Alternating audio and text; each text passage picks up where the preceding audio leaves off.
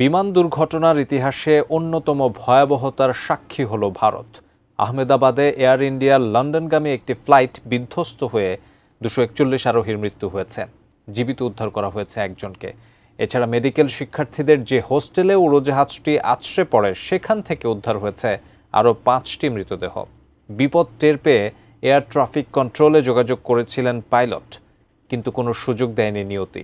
Sanjida সিলভিয়ার report. কারো মনে ছিল ভ্রমণের আনন্দ, কেউ যাচ্ছিলেন কাজে, আবার অনেকেই স্মৃতি জমিয়ে ফিরছিলেন নিজ ঘরে।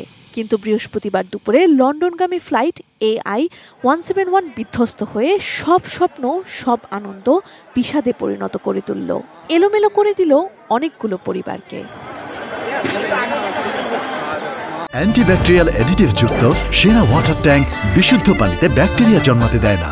আহমেদাবাদের সর্দার বল্লভভাই প্যাটেল বিমানবন্দর থেকে লন্ডনের গ্যাটউইকের উদ্দেশ্যে রওনা দেয় এয়ার ইন্ডিয়ার বিমানটি। 242 আরোহী নিয়ে উড্ডয়নের মাত্র 5 মিনিট পরই সেটি 650 ফুট উপর থেকে আছড়ে পড়ে। মিনিটে 400 ফুট গতিতে নিচে পড়ার সঙ্গে সঙ্গেই বোয়িং 787 ড্রিমলাইনার বিমানটিতে আগুন ধরে যায়। বিমানে ছিলেন 169 জন ভারতীয় নাগরিক, আরও ছিলেন 53 জন ব্রিটিশ, 7 জন পর্তুগিজ ও 1 জন কানাডিয়ান, পাইলট 2 জন, সাথে 10 জন কেবিন ক্রু। নিহতদের তালিকায় রয়েছেন গুজরাটের সাবেক মুখ্যমন্ত্রী বিজয় রূপানীও। আবাসিক এলাকা মেঘানীনগরে মেডিকেল কলেজের ছাত্রাবাসে বিমানটি আছড়ে পড়ে। শিক্ষার্থীরা এ সময় দুপুরের খাবার খাচ্ছিলেন। সেখান থেকে 5 জনের মৃতদেহ উদ্ধার করা হয়েছে। হাসপাতালে ভর্তি হয়েছেন আরও অর্ধশতাধিক। ভারতের বেসরকারি বিমান চলাচল কর্তৃপক্ষ নিশ্চিত করেছে, বিমানটির সহ পাইলট মে ডে কল করেছিলেন, কিন্তু এত কম উচ্চতায় বিপদ ঘটার পর পাইলট বা গ্রাউন্ড কন্ট্রোল কারোরই কিছু করার ছিল না।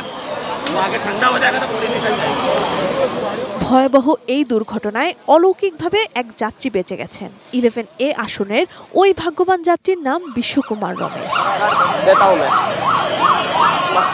ভারতের ইতিহাসের সবচেয়ে মর্মান্তিক এই বিমান দুর্ঘটনায় শোক প্রকাশ করেছেন রাষ্ট্রপতি দ্রৌপদী মুর্মু, প্রধানমন্ত্রী নরেন্দ্র মোদী, ব্রিটিশ প্রধানমন্ত্রী কিয়ার স্টারমার, কানাডার প্রধানমন্ত্রী মার্ক কার্নি সহ বিশ্ব নেতারা। প্রধানমন্ত্রী নরেন্দ্র মোদী তার এক্স হ্যান্ডেলে লিখেছেন, আহমেদাবাদের দুর্ঘটনা তাকে স্তব্ধ ও শোকাহত করেছে। এটি কতটা হৃদয় বিদারক তা ভাষায় বোঝানো যাবে না। যুক্তরাষ্ট্রের প্রধানমন্ত্রী কিয়ার স্টারমার বলেছেন, উড়োজাহাজ বিধ্বস্ত হওয়ার যেসব দৃশ্য সামনে আসছে সেগুলো সত্যিই ভয়াবহ।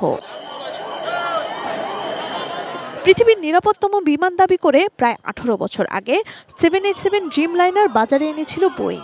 মাত্র 6 সপ্তাহ আগেই এই মডেলের বিমানে 100 কোটি যাত্রী বহনের মাইল ফলক উদযাপন করে তারা। Sanjida Sylvia, desk report, ATN news.